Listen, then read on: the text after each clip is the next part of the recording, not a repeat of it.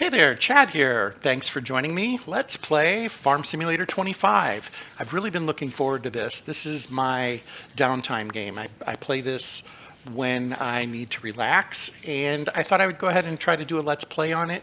This isn't going to be a minute by minute let's play though. I'm gonna basically do like window snippets of gameplay. So we'll do like my initial setup, and then probably let a little time go by, a couple hours of playing, and then I'll come back and do another episode of where things stand at that point. But I did think I would go ahead and lay out some rules on how I intend to play it. I'm calling it the Midwest Challenge. It's not very challenging. I'm not trying to trick anyone into thinking that this is like a difficulty mode or something like that. It's not.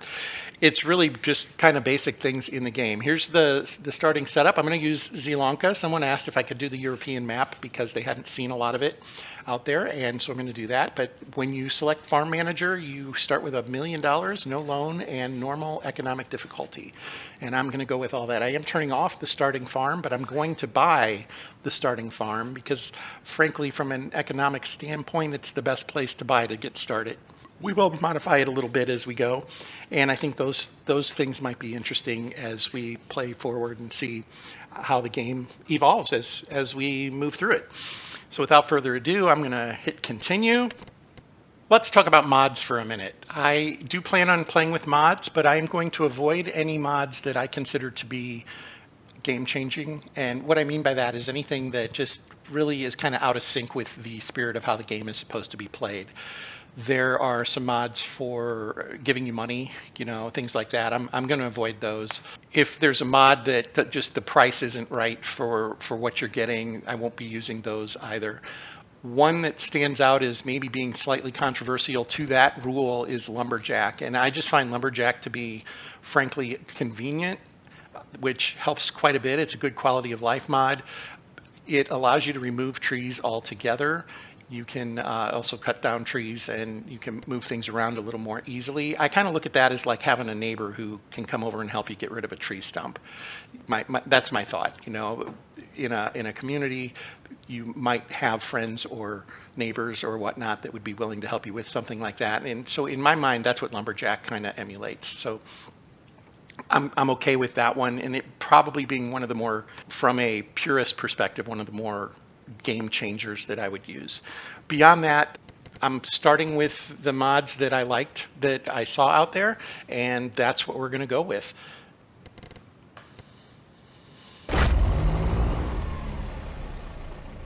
Real quick, while this is loading up, I thought I'd talk about my save strategy.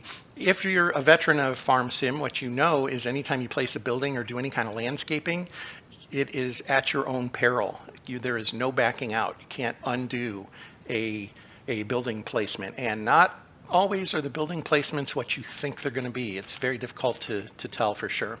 So for those purposes, I will be considering taking a save backup and restore kind of strategy, but I won't be doing that for mistakes that I make while playing the game, like just doing something stupid or buying something I didn't need. That's not what my intent is with that. And let's see, I think that's the big ones. If there are rule changes that I've decided to adopt, I'll try to mention those. Here's the guy I generally set up. The cowboy hat is way, way, way out of character for me, but we're going to go with this. Escape to confirm, and here we are. We are at the starting farm location, which is right in the middle of the map at field 45. Just a quick look at the map. Now, as I said, I'm not using the starting farm, but I am going to buy the starting farm for $145,000. It gives you 6 acres, which is a nice little starting chunk. And there's a couple of things we can do with this as we grow. And it's central. The store is right across the street. You can't ask for better for that. I'm going to go ahead and buy that. And we're also going to buy field 46. Field 46 is 3 acres. It currently has wheat in it, and so we'll have something to do right away. Okay, so those are bought. And this is kind of what it looks like. We are able to get rid of some of the stuff around us here on our property. I'm going to keep the silo. It's a 400,000 liter silo. That is a great starting silo. And the house, there's nothing we can do about the house. It is there for good. This is Grandpa Walter over here. We can go and talk to him if we want. I'm going to not do that at this time. He does help you for your first time through kind of learning some of the controls in that. I do recommend talking with him eventually, but for our purposes, we're not going to be doing that. Let's go into construction mode. To get to construction mode on a PC, you would press P to open the store, and you come down here to the others. I couldn't remember what it's called. We'll go to others here. A few different things we can do. We're going to go to construction. This gives us an eagle's eye view of our farm, which I have not named. So we're going to take a quick peek. These are our buildings. These are, okay, so this is how I would orient north. This is how the map looks, right? If we jump to the map view. This is field 45, this is field 46. Here's the store. I'm going to get rid of this building. It is effectively a chicken coop. I don't plan on doing animals for a bit. And also, the building doesn't have much use outside of that. It has some doors you can go in, but it's not wide enough or anything for a tractor or to be able to put anything in there really. So we're going to go ahead and sell it. We can use that money a little more wisely for now and figure out what we want to do. We're also going to get rid of this barn over here.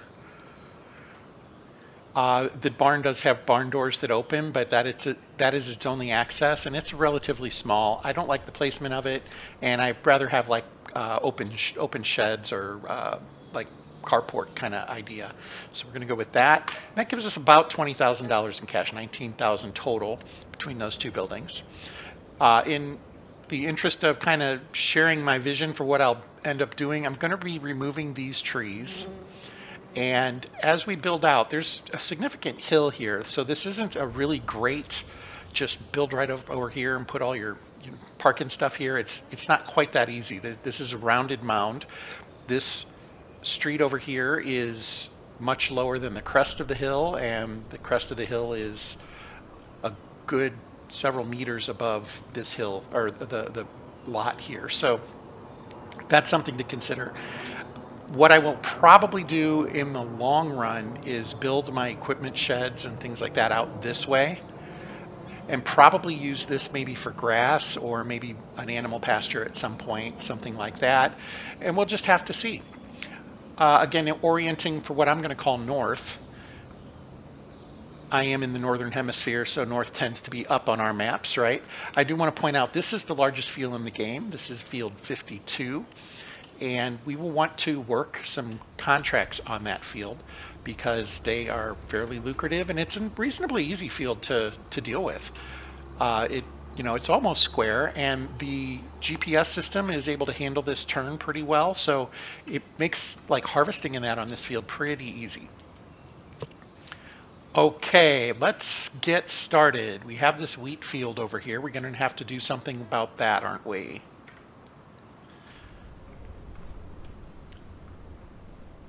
I almost forgot though, we need to get our settings set up for the game. Now I kind of showed these earlier, what I was planning on going with, but for now, I'm going to pause it just so the clock's not running while I'm talking. I'm going to give this a name.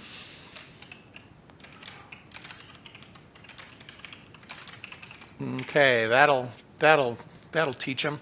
Time scale, I'm going to go with 2 times time scale. 5 times is just a little long. Again, I play this game to relax, and sometimes I forget to turn it off when I go and make myself something to drink, and then I talk to my wife, or I answer a phone call, and 40 minutes later it is pitch black out and I haven't finished harvesting a field, and we're going to go to 2 times for reasons like that.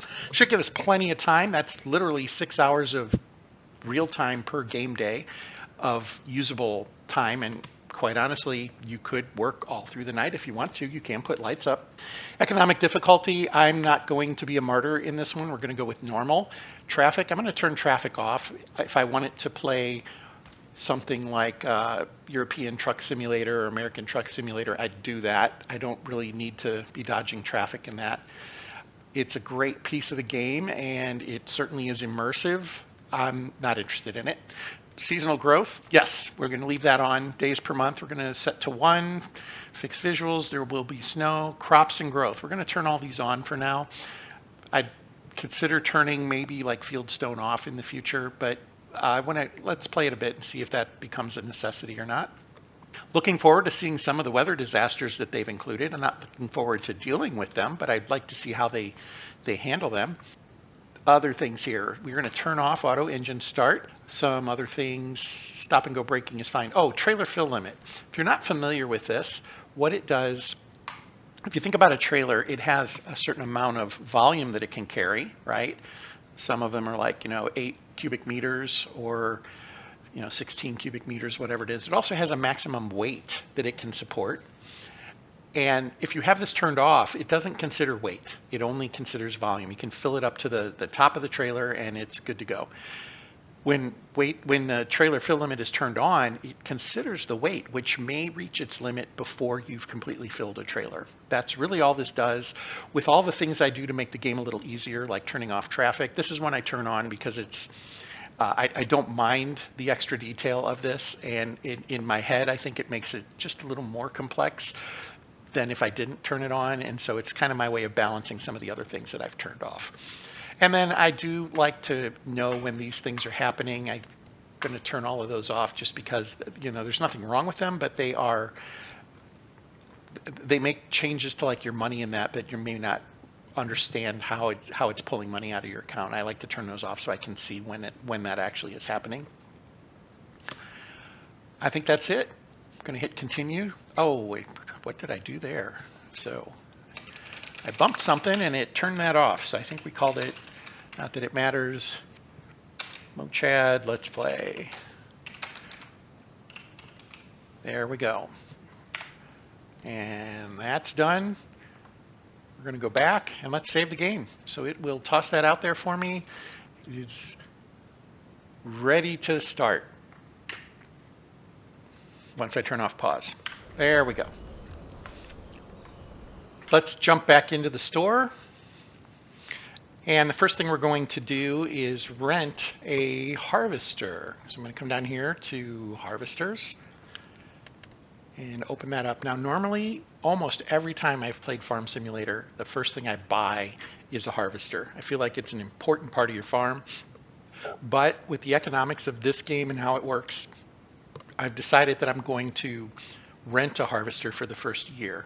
We do have seasonal growth turned on, so we can't just plant whatever we want, whenever we want. We generally will harvest once a year on any particular field. So owning a harvester that is going to get used just once a month for my purposes isn't all that effective. There will be a point in time where I go ahead and get a harvester that I buy. I just think I can use the money that it would otherwise tie up a little better, at least initially. So we're going to lease. And like I said, that's new for me. I'm not used to doing that. I normally just go ahead and buy this piece of equipment. I will buy a couple of tractors, though. Tractors will get used every day, and we will enjoy using our tractors. That way I can get a little bit nicer tractor, too. So I am going with the lowest end combine right now. But unlike previous iterations of the game, it's actually a pretty functional combine. It has 8,000 liters. In fact, this is the combine I used to buy in like FarmSim25. At least it's extremely similar. So this was not the low end one in previous iterations, and I don't have a problem with this one at all. We're going to go with it.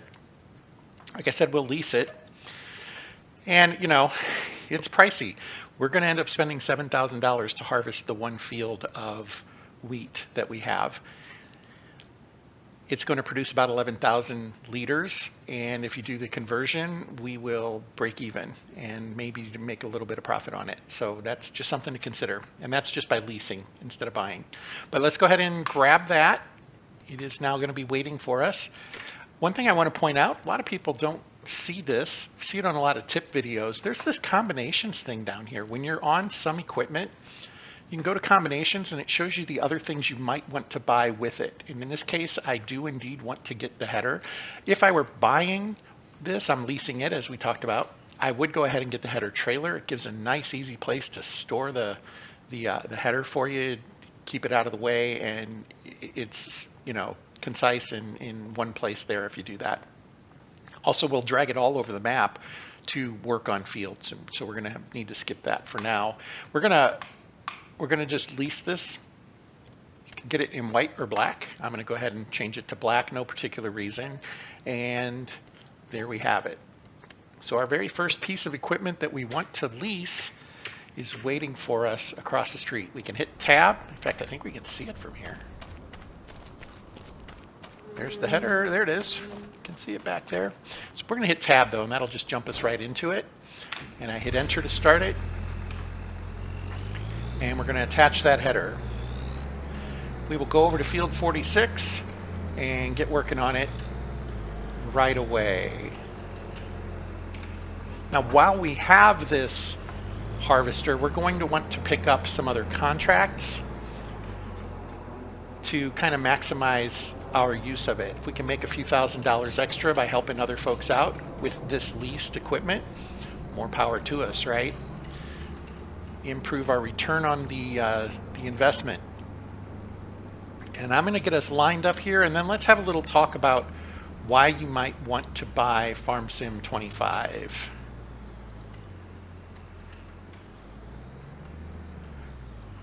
And there we have it. We'll get started on that field in just a second. Just checking on this real quick. So FarmSim25, what's new? Well, first of all, there's the typical things that you would expect. They have new crops, they have some new animals, and of course there's new maps, including an East Asia map, which is a newer concept for the franchise. They've been doing North American and Central Europe maps for quite a while. There's, as usual, more machines, new machines, and those are probably the easy things to spot and point out. Some of the other things that are interesting, there's weather events, and by weather events there's things like hail and what we've seen is tornadoes. I haven't had that happen yet in my game. I'm looking forward to it. I happen to live in an area where we can get a tornado every week or two during the summer. In fact, this year there was a 5-week period where there was a tornado every week in our area. And so I'm excited to see how well they emulate that in this particular game. I will tell you this, Hollywood gets it very, very, very wrong. So there you have it. But that's one of them. There's also there's hail is another item, and just the wind and rain is supposed to be pretty impressive. Ground deformation, we haven't seen it yet, and we will here in just a minute, but when my tractor rolls over dirt or mud, it leaves an impression there, and that will stay. And then the interesting thing about that is going back and, like, if you try going across a plowed field the wrong way, it is difficult. It's bumpy and it slows you down, and the tractor will bounce around. I think that's kind of interesting. That's a newer touch that adds to the realism side. They've also got construction projects. I wasn't terribly excited about that, and from what I've seen so far, I'm not going to pursue those. I would assume more will come out and they'll be a little bit better, but you can buy a shed for $1,000, and it's a blueprint, and you place it on the map, and then you have to deliver materials to it to get it to build. And I love the concept, but I didn't really like the buildings that they had so far, so I'm skipping that. I might do a house at some point. The houses that they have, I could see me building one of those maybe as a prestige kind of thing at some point. But for now, the sheds, I didn't really find a use for the sheds that I saw. And yes, I am just letting this engine run. I probably should have turned it off. Those are really the big issues, but there's a couple of quality of life changes that I really like. There have been mods for a while. We'll go ahead and start this up because I'm going to demonstrate this. There have been mods for a while to introduce GPS and auto drive into the game, and they've kind of grabbed those and put them into the core game, and they're executed pretty well from what I can tell. And I've seen a lot of people complaining that the AI is completely broken. I've had a couple of little problems with AI. Nothing nothing that compares to what I had in previous versions of this. And what I've always done when I've run into an AI problem is I've finished the job myself and I've decided, well, I'm not going to run the harvester on that field again. From an AI perspective, I'll just do it myself, and that's the way I do it going forward. I think that probably will be the direction that this needs to go. But let's take a look at the GPS and what they've done. It actually looks quite a bit like the mods from the previous version. If I roll up to this field and then I hold down the H, I have the opportunity to set how my AI worker would work, or I can set it to steering assist. So you have a choice between the two, and the settings are similar but not identical. If I were to set an AI worker, I can tell it how many headlands for him to do, and if I move that, you'll see it change the graphic here to represent that change. I can tell him he should or should not work headlands, and that's a choice is what it comes down to. I can't turn headlands all the way off on this particular field. There's probably a reason for that. It probably has to do with it calculates how much space he really needs to turn around and things like that. It doesn't want him driving on other fields. So I can't go below 2 on this field. And there's going to be a maximum as well. We'll go with the auto value. And then whether or not they start with the headland or somewhere in the middle is the other setting. So I can have this on and have them start with the ups and downs or to start with the headland. So that's what we're going to do. There's skip lines, which in the mods, that was generally so that you could have more than one vehicle working a field for these really large fields. And I used that quite a bit. I like the large scale farming a lot more myself. The fields that are 50 acres and we put 3 combines on them to clean it, that's kind of what I like. But for right now, there isn't a need for that, and I'm not sure if that's what this is supposed to handle or not. It may be. It might be one guy does the header, the headlands, and then another guy can do some of the lines, and there's I don't know. I don't know what their plan was there.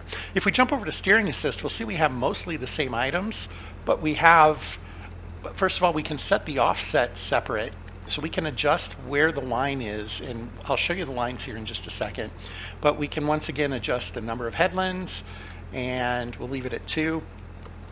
I like to leave the lines on, and we'll talk about that in just a moment. You can also adjust the work direction. If you want the field to be done at something other than straight up and down, you might want to go at 90 degrees for some reason. You can set that. I'm going to leave it at automatic. I want to do the least work possible here, so we're gonna go with that. And let's go ahead and start with steering assist. I'll show how that works real quick. As I move on to the field, when I have steering assist selected, I will get a grid. There it is, and that's the grid of the pattern that I want to run. And here's something that I've learned. That's actually pretty consistent with how it works on a farm with actual GPS software. I don't think they have it necessarily. Whoa, I did not mean to roll forward. I probably just killed some crops there. I don't think they have it as a HUD like it is here, but I'm gonna post a video in my comments for you to take a look at on how a GPS actually works in a tractor or in a combine, and it's kind of remarkable, and this looks really similar to what they see. I was very impressed with that. So that's kind of a neat little addition to the game now. Yeah, I killed some crops there. That's what crop destruction does for you, folks. So what I can do in the meantime is to use that green line that is set up. That is the current drive line. And if I press H, just tap H, it'll lock onto that particular line. You'll notice everything else went away. And then I can just hit cruise control or whatever and go forward, and it will stay locked on that line. You'll notice it turned toward it just a little bit to keep adjusted. I'm not steering at all. This is entirely it taking care of the job for me. When it gets to the end, it will get a couple of beeps, and I will lift the header and stop, and then set up for the next line. There's the beeps. I'm going to go ahead and finish the edge there, and now I'll stop, lift the header, and you'll notice when I hit something that canceled the lock, which is what the H key gives me, that's when everything kind of turned back on. That kills the autopilot, I guess you could say. So I'm lined up. I'm going to hit V to drop the header, H, and I could also just use W to drive forward instead of cruise control. It would work identically. I'm holding W this time. No other steering though. I like that, and again, what's kind of remarkable to me is that's kind of how it works on an actual farm. That's impressive. I like that. Kudos to modders who did this in previous versions of the game. That's quite an undertaking. I'm a computer programmer, and I think that this would probably be quite a bit of work for somebody to do inside a system that they don't own as an external adapter into the game. It's fantastic that people were able to do this. But I'm equally jazzed that they have tossed it into the core of the game, because I think it allows them to do more stuff in the future as they build the game out. Now let's go ahead and finish this line, and then we'll talk about the AI doing the driving.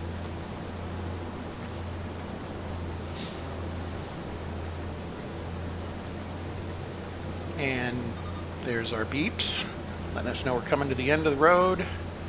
And I stop it, and you'll notice that the grid, when I steer, the grid changes back to on. So I'm going to go ahead and line up this next row, but I'm not going to actually do the driving. I'm going to kind of get prepared, get it close, and then I'm going to hold H this time, and that takes me back to my settings here, and I'm going to switch to AI worker. And since I had the same number of headlands, the pattern stays identical for the AI worker and what I had for steering assist. When you do that, you can basically swap off if you need to, and that's what we're going to do here. I'm going to go and do something else and let a hired hand finish this field for me. So we hit AI worker, and I'll hit OK. Now the difference here will be there's no lines. I don't see the lines anymore, but just tapping H, oops, I do want to check one other thing. I do want the headlands to go first, because that's where I'm lined up right now. So when I hit OK and then I tap H, theoretically, it will just start to drive. Now, probably what will happen is he's going to pull forward a little bit and get himself aligned the way he wants to get aligned, and then it'll take over. Let's see what happens. Yeah, it didn't quite like it, so it's going to say, I need to move over just a little bit. And there it goes. And now it's going to do the driving for me. And he will finish that field. My understanding and what I have seen, although I didn't really test it, but if you have a field half done and then you come back and you turn on the AI driver for you, or the AI worker, it is smart enough to know what does and doesn't need to be done on the field. So it won't just start at the beginning and try to harvest stuff that isn't there. It generally, what I've seen is that it will go to the spot where there is a crop to be harvested, and it starts its job. That's very impressive to me. That is not something that the previous mods were able to do that I'm aware of. I did use those pretty extensively, so I think if it was possible, it would have been something I would have known about. I just don't think it was out there. Now it's doing something here that I'm not quite sure. It does that on this field. It kind of carves out the edges to make the turns easier, is what it kind of looks like to me. And it will take an extra minute or two to do that. If I were to do it, I would just, make the turn and then go down the line there. And it's going to make this so it's easier for it to do it, I think, in the future. Now it's going to line up and go do its thing again. This is why what I've been doing is I've been doing the headlands and then turning it over. And that has been working very, very well for me. Now, a couple of things. You'll notice it's putting down a straw swath right now, and that's great. I don't have a baler, and I don't have a wagon that'll pick that up, so I don't really have a use for it. I'm going to end up plowing it under. If you want it to bale that in the future, an AI worker will not drive the baler, I don't think. Now, I'm thinking that's the case. I'll give that a try. I was watching someone else's video where they had indicated they could not get that to work. They thought it was supposed to be able to work. I didn't have any information one way or the other, but it wasn't working for them at the time. So that's something to consider. And we're going to just let him go. Now, to get out of here, because I don't have another vehicle right now, I have to actually hit E and physically jump out, get out of the way. But he'll just continue to take care of that field for me. There's Grandpa Walter supervising. He always watches us, no matter where we go. Well, we're only about halfway through what I wanted to cover in this video, so I'm going to go ahead and end this one here, and we're going to immediately follow up with episode 2, which will be about another 30 minutes of content that I feel is important for the first part of a getting started in FarmSim25. Thanks for joining me, and if you have any comments, please leave them. I do like to hear from folks and what they're expecting and what they like to see. Beyond that, thanks for your time and fair travels.